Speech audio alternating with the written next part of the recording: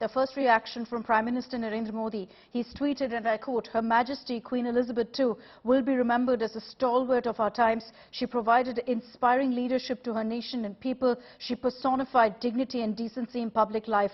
Pained by her demise, my thoughts are with her family and the people of UK in this sad hour." So Prime Minister Narendra Modi also officially expressing his condolences over the passing of Queen Elizabeth II, saying that she will be remembered as a stalwart of our times. She personified dignity and decency in public life. Queen Elizabeth II, of course, on several occasions has visited India. She had met Prime Minister Narendra Modi when he'd visited London as well. And Prime Minister Modi, in his tweet now, expressing his condolences. In fact, he's detailed in his tweets there the meetings that he's had with Queen Elizabeth II, saying, "I had memorable meetings with Her Majesty Queen Elizabeth II during my UK visits in 2015 and 2018. I will never forget her warmth and kindness. During one of the meetings, she showed me the handkerchief Mahatma Gandhi gifted her on her wedding. I will always cherish that gesture." This is the tweet that Prime Minister Modi has in fact put out along with pictures with Queen Elizabeth II. So a detailed tweet from Prime Minister Narendra Modi. World leaders across right now are tweeting their condolences, memories, messages pouring in for the royal family and the people of United Kingdom at this hour. Geeta Mohan, a Foreign Affairs editor, is also with us. Geeta, this is a huge loss to the whole world. All right, before I go across to Geeta, we're showing on your screens there the reaction that's coming from Prime Minister Narendra Modi. Very touching one, because he's spoken about his personal experience of interacting with the Queen, saying, "I had memorable meetings with her during my UK visits in 2015 and 2018. I will never forget her warmth and kindness. During one of the meetings, she showed me the handkerchief Mahatma Gandhi gifted her on her wedding. I will always cherish that gesture." That message by itself shows you why we're saying that this is the end of an era, because Queen Elizabeth II has been there for so many years, has seen so many challenging times, has seen the world literally change before her eyes. The longest serving monarch in the world. Just a few months ago, she had celebrated, was part of the Platinum Jubilee celebrations as being the monarch. At 96, she's left us now. While there are no details of what was ailing her, what was her health condition, and the hours leading to her demise, the royal family, in a statement that's now been put up on the gates of the Buckingham Palace, just says that the Queen passed away peacefully this afternoon. Shiv Arur is also with us. Shiv, this is a moment that the world will remember. Queen Elizabeth II has been there for so many years, for decades. She's witnessed the most challenging times that we've spoken about in our history.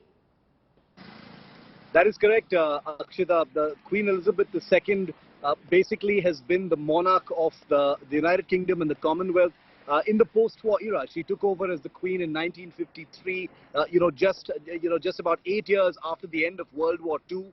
She served as the longest reigning monarch of the United Kingdom, the longest reigning incumbent head of state of the United Kingdom as well.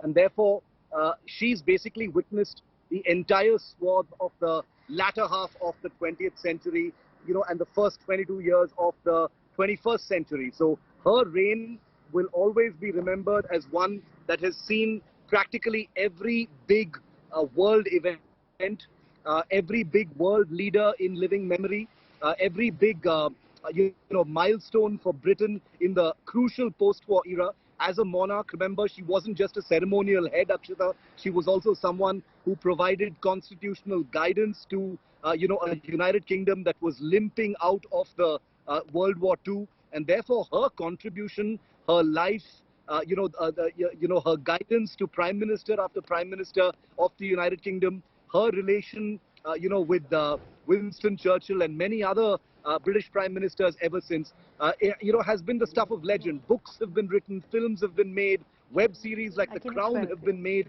about her amazing life. So nobody's ever going to forget Queen Elizabeth. And the amazing thing about her life is that simply, literally, there are so many people who, who knew her, who had met her, who had interacted with her in their time, who had, been part of ceremonials that included the Queen herself across many, many decades and, and years. She was part of so many Commonwealth visits. She'd visited India a number of times. large number of Indian prime ministers had met the Queen as well. So she was an important figure.